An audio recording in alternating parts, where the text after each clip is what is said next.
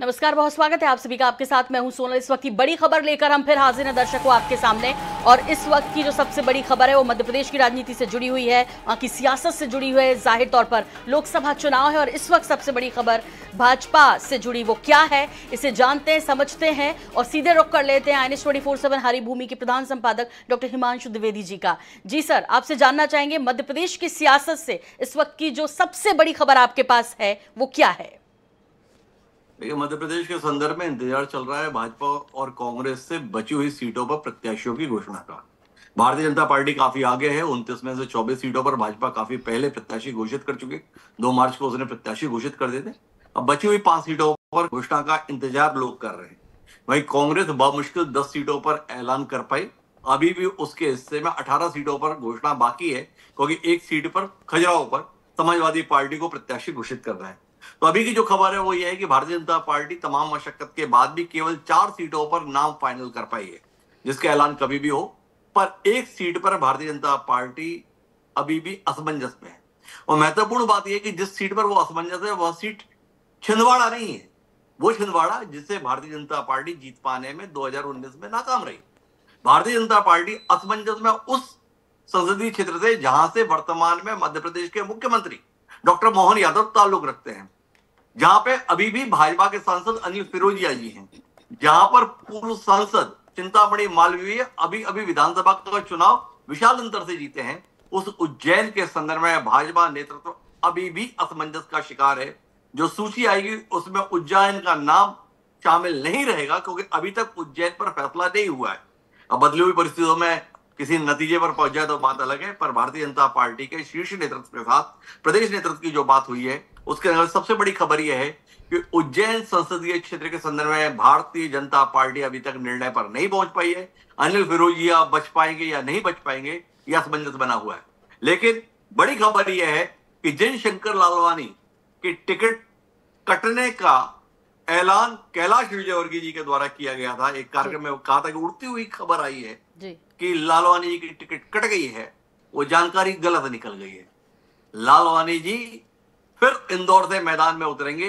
Bharatiya Janata party ने तमाम मशक्कत के बाद पिछली बार प्रचंड बहुमत से जीते शंकर लालवानी को एक बार फिर इंदौर से उतारने का मन बनाया है। तो जो सूची घोषित होगी सोनल जी, उसमें इंदौर संसदीय क्षेत्र से एक बार फिर शंकर लालवानी ही प्रत्याशी के तौर पर दिखाई देंगे। इसी प्रकार से हमने बात की छिंदवाड़ा के संदर्भ में, तो छिंदवाड़ा को लेकर भी भारतीय जनता पार्टी नतीजे पर पहुंची है। किसी बड़े नाम को उतारने का मन नहीं बनाया, किसी चर्चित चेहरे को सीट पर उतारने का मन नहीं बनाया, किसी बाहर से व्यक्ति को लाकर छिंदवाड़ा से उतारने का मन नहीं बनाया, किसी मंत्री को छिंदवाड़ा से मैदान में उतारने का मन नहीं बनाया। नकुल नाथ को चुनौती देने के लिए उनके पिता को चुनौती देकर जीतने में असफल रहे बंटी साहू को एक बार फिर मैदान में उतारने का मन भारतीय जनता पार्टी ने बनाया है।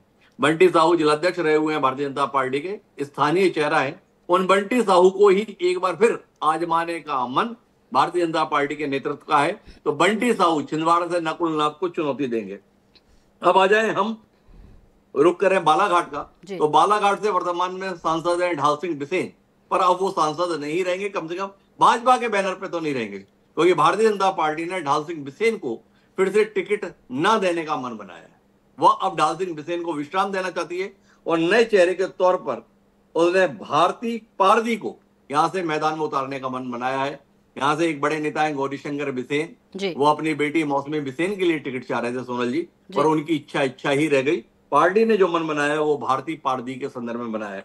और अब आखिरी सीट के संदर्भ में हम बात करें धार, तो धार संसदीय क्षेत्र से भी नतीजे पर पहुंच गई है पार्टी और उसने पूर्व सांसद सावित्री ठाकुर को यहां से उतारने का मन बनाया है। तो कुल मिलाकर 5 सीटें, 4 पर फैसला, 4 में से 2 सीटें महिलाओं के हिस्से में जा रही है। महिलाओं को महत्व देने की कोशिश भारतीय जनता पार्टी कर रही है और उसके अंतर्गत धार संसदीय क्षेत्र से सावित्री ठाकुर वो नाम होगा जो आपको भाजपा की सूची में दिखाई देगा। उज्जैन अभी भी असमंजस का शिकार है। महाकाल की धरती पर भाजपा किस पर दांव लगाएगी इसको लेकर फैसला नहीं ले पाई है। तो कुल 5 सीटें जो बची हुई है मध्य प्रदेश की, उसके संदर्भ में ताजा तरीन स्थिति यह है। अब सूची कब आती है इसका इंतजार हम लोग कर रहे हैं, पर कुल ये जानकारी अपने दर्शकों के बीच में हम साझा करना चाहेंगे। जी जी बिल्कुल। सर, बहुत संक्षेप में एक सवाल आपसे जरूर पूछना चाहेंगे, क्या उज्जैन में असमंजस अब भी इसलिए भी है कि चूंकि वो मुख्यमंत्री डॉक्टर मोहन यादव का क्षेत्र है और वहां से जाहिर तौर पर कौन खड़ा हो, इसे लेकर कहीं ना कहीं मंथन कुछ ज्यादा ही चल रहा है। हालांकि बात इन पूरी 5 सीट को लेकर की जा रही थी, लेकिन अब जैसा कि INS 24/7 हमेशा जो सटीक जानकारी और सूची में वो नाम लेकर आता है, जो हूबहू वही होते हैं जो ऑफिशियली लिस्ट में सामने आते हैं। एक बार फिर इस विश्वास के साथ जहां हमने नाम बताए हैं, वहां यदि उज्जैन की बात करें तो क्या यही कारण है? उज्जैन में दिक्कत यह है कि मोहन यादव जी प्रदेश के मुख्यमंत्री हैं, लेकिन उनका वहां के स्थानीय नेताओं के साथ समीकरण उतना बेहतर अतीत में नहीं रहा है। डॉक्टर मोहन यादव की संभावनाओं को शायद वहां के राजनेता देखते थे, इसलिए समय समय पर उनके खिलाफ अभियान छेड़ते थे। अब डॉक्टर मोहन यादव तो प्रदेश के मुख्यमंत्री हैं, तो वो चाहेंगे कि यहां से एक ऐसा व्यक्ति संसद के गलियारे के अंदर दिखाई दे जो उनका विश्वास पात्र हो। तो कहीं ना कहीं डॉक्टर मोहन यादव की पसंद और भारतीय जनता पार्टी के नेतृत्व की पसंद, इसके बीच में समन्वय बैठना है। जैसे ही ये समन्वय बैठ जाएगा वो चेहरा सामने आ जाएगा। पर इतना तय है कि उज्जैन से वही व्यक्ति प्रत्याशी के तौर पर दिखाई देगा जिसके प्रति डॉक्टर मोहन यादव का सद्भाव होगा। प्रदेश के मुख्यमंत्री को इतना विशेषाधिकार तो मिलेगा ही कि वह कम से कम अपने क्षेत्र में अपनी पसंद के व्यक्ति को मैदान में उतरवा सके। अगर नरेंद्र सिंह तोमर 3 सीटों पर अपने लोगों को उतरवा सकते हैं विधानसभा अध्यक्ष के रूप में, जिसमें ग्वालियर है, मुरैना है और भिंड है, अगर शिवराज सिंह चौहान पूर्व मुख्यमंत्री होकर आसपास की सभी सीटों पर अपनी पसंद के व्यक्ति को टिकट दिला सकते हैं, तो क्या डॉक्टर मोहन यादव को यह अख्तियार नहीं मिलेगा कि वह मुख्यमंत्री रहकर कम से कम अपने क्षेत्र में तो अपनी पसंद के व्यक्ति को टिकट दिला सके? तो हमें इंतजार करना चाहिए सोना जी। बिल्कुल सर, इंतजार करेंगे और दर्शकों को सबसे पहले बताएंगे भी। बहुत शुक्रिया इस तमाम जानकारी के लिए, जानकारी हमारे दर्शकों से साझा करने के लिए। आपको बता दें कि पहली लिस्ट में 195 कैंडिडेट्स के नाम का ऐलान बीजेपी कर चुकी है। 16 राज्यों के 195 कैंडिडेट से 2 मार्च को अपनी लिस्ट जो है बीजेपी ने ऑफिशियली जारी की थी। उसमें भी INS 24 सबसे पहले आगे रहा कि कौन कौन शामिल होगा, और अब तक मध्य प्रदेश के संदर्भ में 24 लोगों के नाम का जिक्र उस लिस्ट में आ चुका है। बचे 5 में से भी INS 24/7 ने आपको अपडेट किया है कि कौन कौन होगा। छिंदवाड़ा से बंटी साहू का नाम आ रहा है, बालाघाट से दाल सिंह बिसेन होंगे उम्मीदवार बीजेपी के। धार से यदि बात की जाए तो सावित्री ठाकुर का नाम आ रहा है। ढाल सिंह बिसेन की टिकट कटेगी बालाघाट से, और भारती पारदी पर विश्वास जता रहे हैं। इस बार बीजेपी कैंडिडेट के रूप में भारती पारदी उतर रही हैं। इंदौर की बात करें तो शंकर लालवानी सेफ है और एक बार फिर से चुनाव मैदान में उतरेंगे। लेकिन उज्जैन को लेकर मामला अब भी अटका और जल्द ही इस पर भी अपडेट आपको देंगे। फिलहाल आपको बता दें कि इस वक्त की बड़ी खबर यह है कि बची हुई 5 सीटों को लेकर इस वक्त की सबसे बड़ी खबर INS 24/7 पर एक्सक्लूसिवली।